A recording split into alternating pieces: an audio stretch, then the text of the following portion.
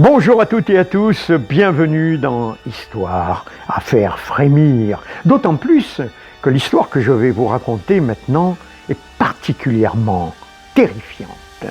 Mais tout d'abord, je vous invite à Oribaille. Oribaille est un charmant petit village dans la région toulousaine, à proximité d'une petite cité médiévale qui s'appelle Saint-Sulpice. Et d'ailleurs, je vous laisse admirer l'architecture du Moyen-Âge, ces magnifiques voûtes, ces arches, et je vous conseille vivement, si vous êtes un jour dans la région, d'aller visiter cette cité. Mais revenons à notre histoire. Alors, figurez-vous qu'à Oribaille, se trouve un manoir de style Renaissance, qui appartient au marquis Albert de Puybusque. Alors, c'est un homme très cultivé, amateur d'histoire, et un jour, tout à fait par hasard, il tomba sur un étrange parchemin, très vieux parchemin qui date du XVIe siècle et qui relate une affaire particulièrement terrible. Voici donc cette histoire.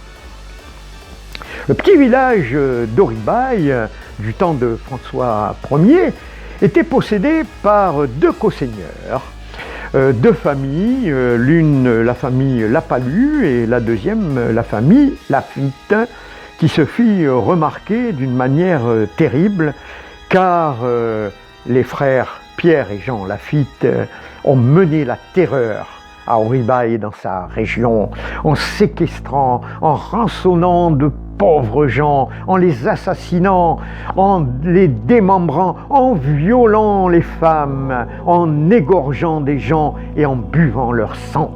D'ailleurs, on dit qu'à Oribaille, c'était les vampires d'Oribaille.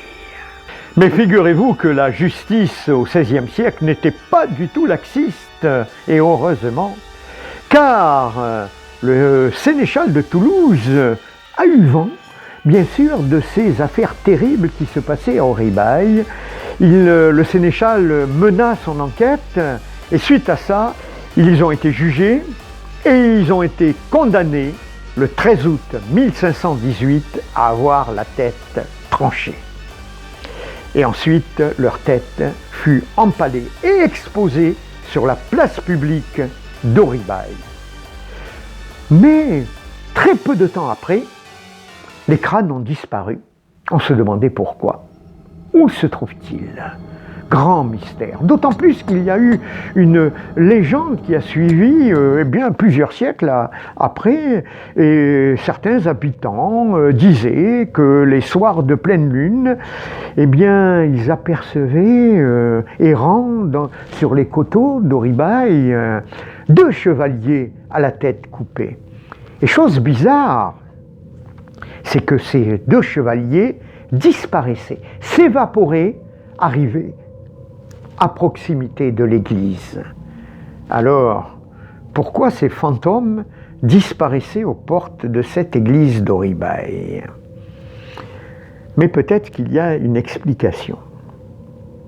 Figurez-vous, il y a quelques années de cela, des ouvriers ont fait quelques travaux à l'intérieur de l'église et ont mis à jour, dans une cavité, dans un mur, deux crânes.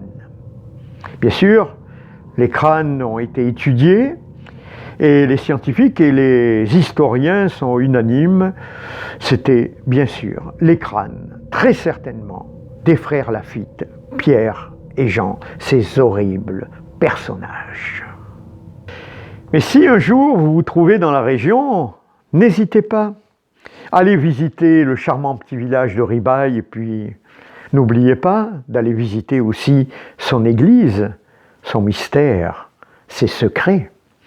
Et puis, si le cœur vous en dit, pourquoi pas, si des soirs de pleine lune, vous avez envie de vous balader dans ce coin, vous risquez peut-être de tomber sur les cavaliers sans tête. Mais alors, attention, méfiez-vous, faites très attention. Bien, je vous remercie de l'écoute de cette histoire à faire frémir et puis bien, je vous donne rendez-vous pour d'autres histoires si vous le souhaitez. En attendant, portez-vous bien. Bye bye.